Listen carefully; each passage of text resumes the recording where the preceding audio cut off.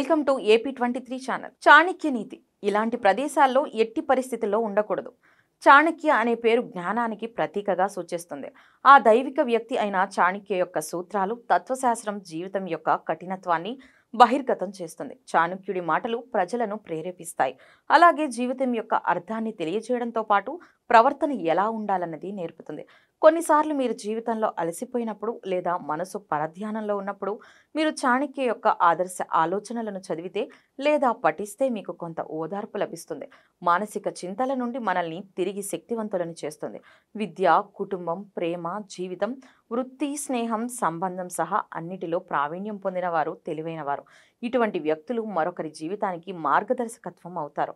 కొన్ని విషయాలను మనం ఎక్కువగా ఇష్టపడతాం. ఆ అభిరుచి, కోరిక మిమ్మల్ని జీవన విధానంలో కొంత తప్పుడు మార్గంలో నడిపిస్తాయి. అలా జరగకుండా ఉండాలని చాణక్యుడు కొన్ని నీతి సూత్రాలను తెలిపాడు. వీటి ద్వారా తప్పుడు మార్గాల్లో వెళ్లే వారికి ఏ విధంగా హాని జరుగుతుంది, అటువంటి వాటికి ఏ రకంగా దూరంగా ఉండాలి, వీటి వల్ల కష్టకాలంలో ఎలా బయటపడాలన్న విషయాలను చాలా అందంగా అర్థమయ్యే విధంగా చెప్పాడు చాణక్యుడు. పట్టుదలకు, పౌరుషానికి, లౌక్యానికి, తెలివితేటలకు కేర్ ఆఫ్ అడ్రస్ అంటే చాణక్యుడు. చాణక్యుడు రాజనీతి అలా ఉంటుంది. నేటి సమాజంలో సందర్భానుసారం చాణక్యుడిని అనుకరించాల్సిందే, లేదంటే మనం రాణించడం చాలా కష్టం. చాణక్యుడు మొదటి మౌర్య చక్రవర్తి అయిన చంద్రగుప్తుని ఆస్థానంలో తక్షశిల విశ్వవిద్యాలయంలో అర్థశాస్త్ర విభాగానికి అధ్యక్షుడు. కౌటిల్యుడు, విష్ణుగుప్తుడు అనే పేర్లతో కూడా చాణక్యుడిని వ్యవహరిస్తారు. చాణక్యుడు రాజనీతి శాస్త్రంతో పాటు ఆర్థిక శాస్త్రం, భౌతిక శాస్త్రం, మనస్తత్వ శాస్త్రంలో కూడా నిపుణతను కనబరిచాడు. ఇతడు తన సూక్ష్మ బుద్ధితో శత్రువులను జయించి భారతదేశంలో మొదటి చక్రవర్తి తత్వాన్ని నెలకొల్పిన విధానం విశాఖదత్తుని ముద్రా రాక్షసం అనే సాంస్కృతిక నాటకంలో వివరింపబడింది.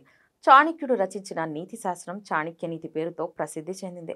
చాణక్యుడు జీవితం గురించి ఇల్లు అనేది మనిషికి ఆశ్రయం. ఇంట్లో ఉన్న వ్యక్తుల యొక్క అభిప్రాయాలు, వారి ఆలోచనలు శ్రావ్యంగా, ప్రేమగా ఉంటే అది జీవితంలో స్వర్గపు అనుభవం పొందుతారు. జీవితంలో మనది, మనవారు అనే సంబంధాలను తెలిపేది ఇల్లు. అనే 4 గోడల మధ్య మరి ఆ ఇల్లు ఎక్కడుంది, ఏ ఊరు, ఏ దేశం అనే ముఖ్యమైన విషయం చాణక్యుడి నీతి సూత్రాల్లో వివరంగా చెప్పాడు. వీటిని బట్టి ఒక వ్యక్తి ఏ రంగాల్లో గొప్ప ఆలోచనాపరుడు, అందరిలో రాణించాలంటే అవసరమైన ముఖ్యమైన అంశాలను వివరించాడు. ఈ విషయాల ద్వారానే ఒక వ్యక్తి ఎటువంటి ప్రదేశంలో నివసించకూడదో ఒక కోట్ రూపంలో తెలిపాడు. అదేంటో మనం ఇప్పుడు తెలుసుకుందాం. ఒక వ్యక్తికి గౌరవం లేని దేశంలో నివసించడం మంచిది కాదు. అతని ఎప్పటికీ ఆ ప్రదేశంలో గౌరవం లభించకపోతే అది అతని వ్యక్తిగత, వృత్తి జీవితానికి వినాశనానికి కారణమవుతుంది. అటువంటి ప్రదేశంలో వృత్తిపరంగా ఎటువంటి అభివృద్ధి కనబడదు. ఎందుకంటే అటువంటి ప్రదేశంలో ఏ పని చేయలేరు, అలాగే మిమ్మల్ని విశ్వసింపబడరు.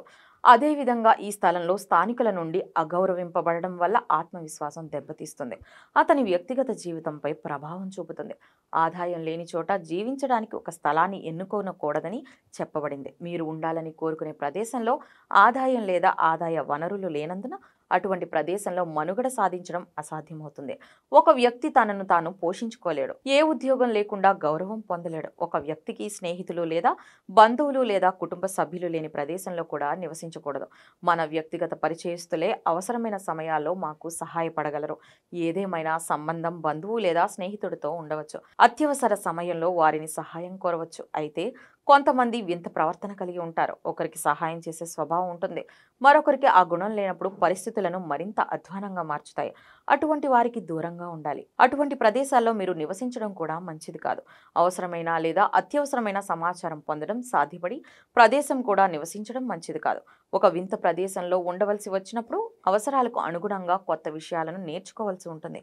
కాబట్టి ఒక వ్యక్తి జీవించే ప్రదేశాన్ని బట్టి తనను తాను అప్డేట్ చేసుకోగలిగే సామర్థ్యం కలిగి ఉండటం చాలా ముఖ్యం. అన్నిటికంటే అదే అతనికి అక్కడ మనుగడకు ఆధారపడి ఉంటుంది.